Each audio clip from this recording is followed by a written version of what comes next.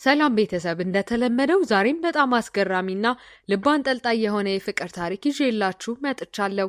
ታሪካችን የሚጀምረው ጃንጊዩክ የተባለ ወፈር ያለ ሰው ስናይ ሲሆን በኢንጂነሪንግ ዘርፍ ቋሚ ስራ ካገኘ ጃንጊዩክ በሄፓታይተስ ቢ በሽታ ተይዞ ሆስፒታል ውስጥ ሕክምና እየተከታተለ ሲሆን ይህ በሽታ በሰውነት ፈሳሾች እንደሚተላለፍ ስለሚታወቅ ሁሉም ሰው ወደ እሱ መጠጋት እንደሚፈራ እንረዳለን። ወላጆቹ ሁላ ወደ ሆስፒታል መጥተው አንድ ጊዜ ብቻ ሲሆን የጠየቁት እንዳይተላለፍባቸው በመስጋት በጣም ርቀውት ይቆማሉ። ጓደኞቹና የስራ ባልደረቦቹ ቢሆንም እነሱም በሽታው እንዳይዛቸው ስለፈሩ ታሞ የተኛው ጃንግን ወደ ሆስፒታል መጥቶ ከማስታመም ይልቅ በሞባይል መልእክት ብቻ ደህንነቱን ይጠይቁታል። በክፍል ውስጥ ያሉ ሌሎች ታካሚዎችም እሱ አጠገብ መሆን ስለማይፈልጉ እናም ስለሚፈሩ ወደኛም እንዳይተላለፍብን ብለው በአልጋው ዙሪያ ያለውን መጋረጃ ሁልጊዜ ዝጉልን በማለት ነርሷን ይጠይቋትና ነርሷ ካልተነካኩ በስተቀር እንደማይተላለፍ ልታስረዳቸው ደግ ነርስ ግን የሌሎች ማስጠንቀቂያ ሁሉ ችላ በማለት በፈቃደኝነት ልትንከባከበው ትወስናለች። ዳዩን በጣም ተግባቢና ደግ ከመሆኗ የተነሳ ዮክ በቶሎ እንዲያገግም እና ከጭንቀት ነፃ እንዲሆን በደም ስሩ የተተከለለትን የግልኮስ ከረጢት ትስመዋለች። አንድ ቀን ማታ ጃንጊዩክ ብቸኝነት ሲሰማው ከክፍሉ ሾልኮ ይወጣና ሆስፒታል ውስጥ ሲዟዟር በአጋጣሚ ደረጃ ስር ሲጋራ ስታጨስ ከነበረችው ዳዩን ጋር ይገናኛል። ዳዩን ቀለበት ማድረጓን ሲያይ አግብታለች ብሎ ስላሰበ ልቡ ቢሰበርም ዳዩን ግን ቀለበቱ ከዩኒቨርሲቲ ስትመረቅ ያደረገችው እንደሆነ ስትነግረው ጃንጊዩክ እንደገና ደስ ይለዋል። ከዚያም ዳዩን ያዘነች መስላ እሱ የኢንጂነሪነት ስራው ቋሚ ስራ ስለሆነ በጣም እድለኛ እንደሆነ ስትነግረው ምክንያቷ እሷ በኮንትራት ተቀጥራ ረጅም ሰዓት ካለማቋረጥ ስለምትሰራና ድክመቷን ለመርሳት ሲጋራ ለማጨስ በመገደዷ እንደሆነ እንረዳለን። ነገር ግን በዚያው ቅጽበት የነርሶች አለቃ ትመጣና ዳዩን ስታጨስ ስላየች መቆጣት ስትጀምር ንግግራቸው ይቋረጣል። በሆስፒታሉ ውስጥ ማጨስ ስለማይቻል ዳዩን ጥፋቱ ከስራዋ ላይ ያስባረራት እንደሚችል ገብቷት ራሷን ለማዳን ምክንያት ጃንጊዩክ ላይ እንዳያሾፉበትና እንዳያገሉት ታስጠነቅቃቸዋለች። በኋላ በዚያ ምሽት ጃንጊዩክ መድኃኒት መዋጡን ለማረጋገጥ ዳዩን ስትመጣ ከስራ ብዛትና እንቅልፍ ማጣት ምክንያት በጣም ስለደከማት ከአልጋዋ አጠገብ እንቅልፍ ይወስዳታል። ዳዩን በጣም ደክማ ሲያያት ጃንጊዩክ ያዝንላትና እሷን ለመርዳት ቆርጦ ይነሳል። አበረታች መልእክቶችን በመላክና ጣፋጭ ምግቦችን ወደ ሆስፒታሉ አስመጥቶ በመጋበዝ ዳዩንን ያስደስታትና የማታ ፈረቃ ስራዋ ላይ አልጋው ላይ እንድትተኛ ስለሚፈቅድላትና አለቆቿ ሳይመጡ ስለሚቀሰቅሳት ዳዩን ቀስ በቀስ በስራዋ ላይ መድከም ታቆማለች። በዚህ ደግነቱ የዳዩን ልብ ስለተነካ በግልኮስ ከረጢቱ ጊዜ የተሳሳተ ቁጥር ቢደውልም በመጨረሻ ትክክለኛውን ቁጥር አግኝቶ ዳዩን ስልኩን ታነሳለች።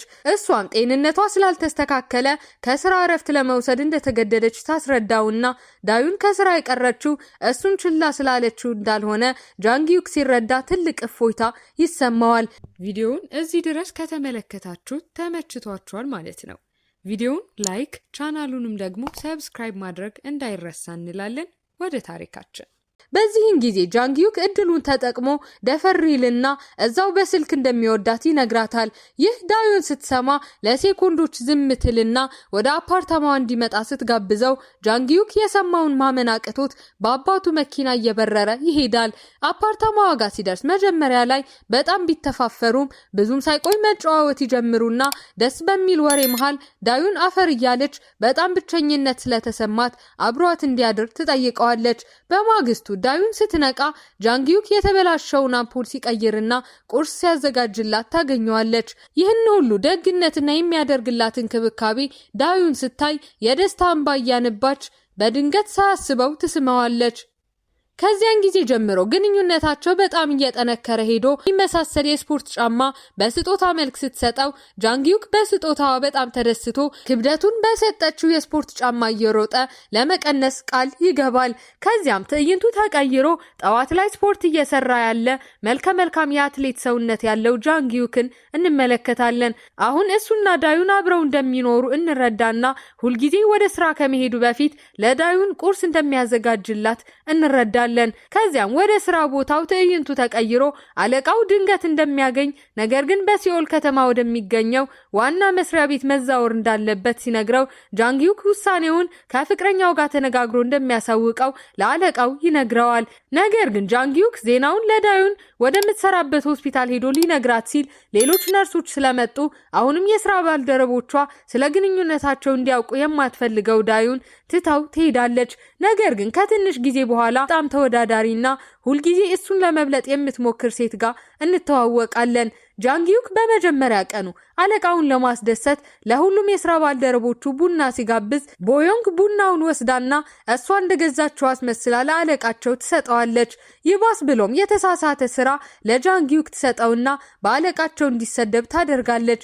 በዚህ አሰልቺ ቀን ምክንያት ጃንግዩክ ደክሞት ቤት ሲደርስ ስለ ከባድ የመጀመሪያ ቀኑና ስለ ክፉዋ ቦዮንግ ለዳዩን ያለማቋረጥ እያማረረ ሲነግራት እሷ ስለ ቀኗ እንድታወራ እድል አልሰጣትም። ይልቁንስ ከስራቸው እረፍት እንዲያገኙና ዘና እንዲሉ ወደ ዴጁ ደሴት ለበዓል የበረራ ቲኬት እንድትቆርጥ ይነግራትና ለመተኛት ይዘጋጃል። ይህ በእንዲህ እንዳለ በስራ ቦታ ጃንግዩክ የቦዮንግን የድልድይ ዲዛይኖች የጥንካሬ ችግር እንዳለባቸው ተመልክቶ በአለቆቻቸው ፊት ድጋሚ እንድትሰራው ሀሳብ ስላቀረበ ቦዮንግ ስራዋን እንደገና እንድትሰራ ትገደዳለች። ከዚህን ጊዜ ጀምሮ በየቀኑ ጃንግዩክ እየበላ ቢሆንም ስራ በዝቶበት እንደሆነ ዋሽቶ ይነግራታል። በኋላ ላይ ግን ቦዮንግ በድንገት ልትስመው ስትሞክር ጃንግዩክ ፍቅረኛ እንዳለችው አስታውሶ ወደ ዳዩን በመኪናው እየበረረ ይሄዳል። አፓርታማዋ ጋር ሲደርስ ግን ዳዩን በጣም ተናዳ ስለነበር አምፖል ባለመቀየሩና ቆሻሻ ባለማውጣቱ ትልቅ ጭቅጭቅ ይነሳል። በጭቅጭቁ መሃል ዳዩን የወር አበባዋ እንዳልመጣና ልጁን እንዳረገዘች ለጃንግዩክ ብትነግረውም ጃንግዩክ ከመደሰት ይልቅ አባት ለመሆን ዝግጁ እንዳልሆነ በማሰብ በጣም ይበሳጫል። በማግስቱ ጃንግዩክ ዳዩንን ወደ ክሊኒክ ለመውሰድ ከስራ ይቀርና ዳዩንን ሲንከባከባት ይውላል። ዳዩንም ከሷ ጋር ቀኑን በማሳለፉ ደስ ቢላትም ከቢሮው ደጋግመው ሲደውሉለት ግን ወደ ስራው እንዲመለስ ትነግረዋለች። ዳዩን እንዳረገሰች ካወቀ በኋላ ለአጭር ጊዜ ጃንግዩክ እንደ ድሮ አሳቢ ሆኖ እንደገና ከሲኦል ከተማ ወደ ፍቅረኛ እንቅልፍ እያገኘ ስላልነበር ስራ መስራት አቅቶት በጠረጴዛው ላይ መተኛት ይጀምራል። ይህን ቦዮንግ ስታይ ወደ እሱ ትሄድና ስራውን በአግባቡ መስራት ባለመቻሉ ምክንያት ሁለቱም እየተጎዱ መሆኑን ስታስረዳው ጃንግዩክ ትንሽ ካሰበ በኋላ እንደገና ከቦዮንግ ጋር አምሽቶ ለመስራት ወስኖ ዳዩንን እንደገና ብቻዋን ይተዋታል። አንድ ቀን ጃንግዩክ እና ዳዩን በማታ ላይ ቀጠሮ ሲወጡ ጃንግዩክ ከፍቅረኛው ጋር መተቃቀፍ እንዳልፈለገ እንመለከታለን። ዳዩን ወደ ቤት ከመመለሳቸው በፊት በሲኒማ ፊልሙ እንዲያዩ ሀሳብ ብታቀርብም ጃንግዩ አስቁሞ በተሰላቸ ድምጽ ወደ ቤት እንዲመለሱ ይጠይቃታል። በዚያን ጊዜ ዳዩን እንደደከመው ገብቷት እሺ ስትለው ጃንግዩክ ሳያስበው ሌላ ቀን እናያለን ቦዮንግዬ ብሎ በተሳሳተ ስም አቆላምጦ ሲጠራት ዳዩን ከሌላ ሴት ጋር ግንኙነት እንዳለው ትረዳና ይህን ሁሉ ጊዜ ከሷ ጋር ጊዜ ማሳለፊያ ያልፈለገው ደክሞት ሳይሆን እየማገጠ ነው ብላ ማሰብ ትጀምራለች። በዚህ ጊዜ ዳዩን እያለቀሰች ያረገዘችውን ጽንስ እንዳስወረደችው ስትነግረው ትልቅ ጭቅጭቅ ውስጥ ይገቡና ጃንግዩክ በንዴት ተሞልቶ ከመጀመሪያውም ልጁን ስላልፈለገ ግድ እንደማይሰጠው ይነግራታል። በአነጋገሩ ልቧ የተሰበረው ዳዩን ተናዳ ከመኪናው ብትወጣም ጃንግዩክ እሷን ከማስተባበል ይልቅ ዝም ብሎ ትቷት ይሄዳል።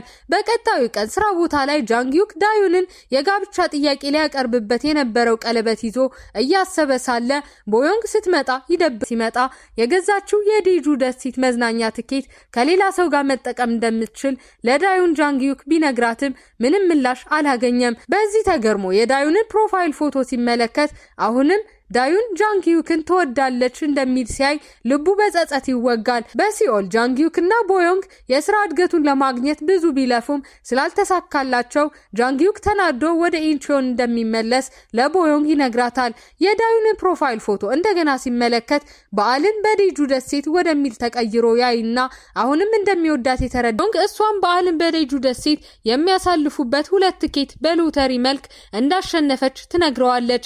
በዚህን ጊዜ ጃንግዩክ አብሯት ወደ ደሴቱ ለመሄድ ተስማምቶ ለቦዮንግ እንደሚወዳት ቢነግራትም እውነታው ግን አሁንም ዳዩንን ከልቡ እንደሚወዳት እንደሆነ እንረዳና ፊልሙ ያበቃል። ሀሳብ አስተያየታችሁን ኮሜንት ላይ ጻፉልን። እዚህ ጋርም የምትመለከቱትን ቪዲዮ ማየት እንዳትረሱ። ይመቻችሁ።